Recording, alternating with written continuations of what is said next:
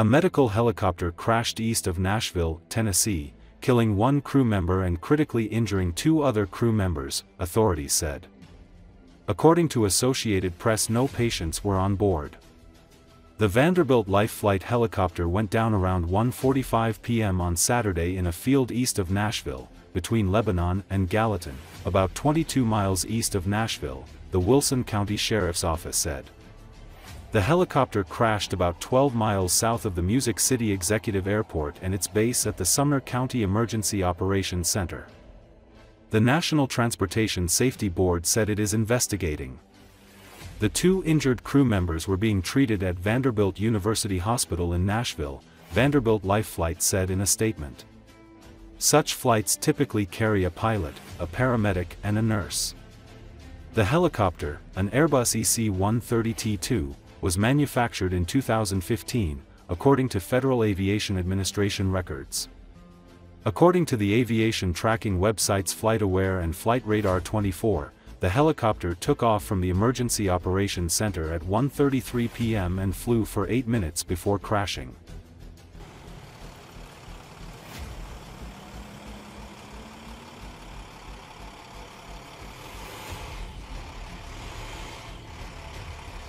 I was watching TV and I didn't hear anything, and then I just heard sirens, and you don't hear sirens here. I mean, even from Academy, you can't hear anything back here. So I was like out on my patio with my binoculars trying to see what was going on. I just keep seeing squad cars, and so then I got on like the neighborhood Facebook group, and everybody was talking about it. So it was pretty shocking and scary. I'm glad it didn't hit a house or anything. Yeah, I mean, what have you kind of heard from your neighbors so far?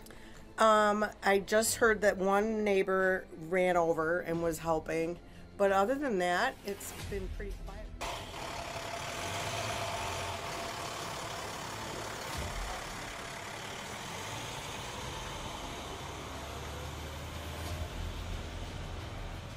You know about that area, because there's not a lot we can see, you know, from the road there. I wasn't even sure that was a road. I always thought that that was a drive. So is that a road or a private drive? Because I always felt as though that was a private drive. I've never seen cars go in and out of that street. I did see there was like signs like stay off the side, it's soft, but I'm not sure whether it's it looks like a drive maybe. I think it might be because there's a lot of land back there, and I think they definitely have cattle and horses and stuff. So that's really all I know. I mean, it's so quiet here and everybody's pretty spread out. So.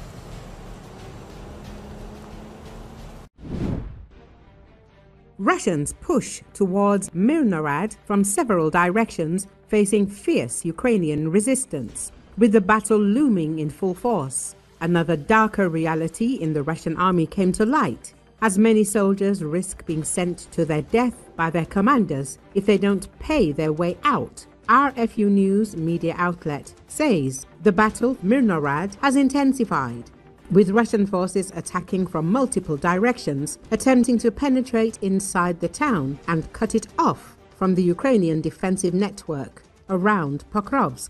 The main Russian encirclement efforts come from the south, from Rodivka, and from the north near Rodinsk, while additional direct pressure mounts from Novokonomichne, where constant skirmishes take place in the grey zone between the lines. Ukrainian soldiers on the ground report the situation as increasingly difficult, with artillery and drone fire saturating every approach.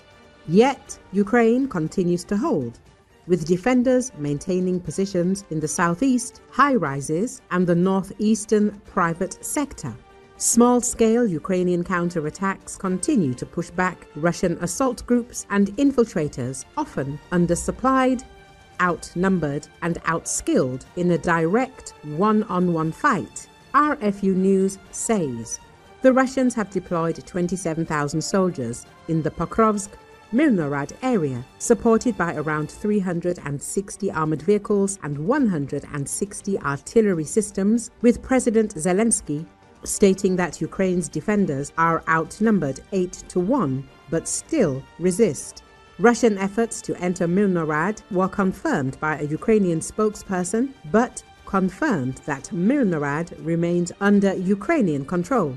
Behind this staggering attrition lies a darker truth, as Russian generals have found ways to turn this massacre into profit. Investigations reveal widespread extortion and corruption across frontline units. RFU News says, ordinary soldiers are forced to pay their commanders not to be sent on suicidal assaults into Pokrovsk and Milnorad.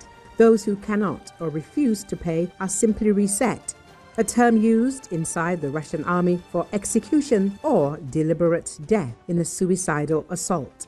Journalists have identified 101 Russian officers accused of extrajudicial killings and extortion, with over 12,000 complaints filed to the Russian Chief Military Prosecutor's Office since the invasion began. Yet, only 10 criminal cases have been opened and 5 convictions issued, a reflection of what soldiers describe as an unwritten ban on investigating field commanders. The reasons for being reset are disturbingly broad: refusal to storm Ukrainian positions, alcohol consumption, disobedience, or even minor arguments with superiors. Still, in many cases, it comes down purely to money. Soldiers who fail to pay extortion fees, often demanded for protection, better food, or basic leave, are sent to the front lines without fire support, communication, or even body armor. They are thrown into suicidal probing missions meant to expose Ukrainian firing positions, while others are executed behind the lines. The extent of atrocities is so large that one mobilized Russian soldier hinted that when the soldiers come back after the war, prison won't scare them anymore, and the officers will have to hide to avoid vengeance. RFU News reports. Overall, as the Ukrainian units continue to bleed the Russians around Pokrovsk and Milnorad, each meter of ground costs the Russians hundreds of dead, not only because of Ukrainian resistance, but also because of Russian corruption and cruelty. Generals enrich themselves while soldiers must pay with their last rubles or signing bonuses to avoid being sent to certain death.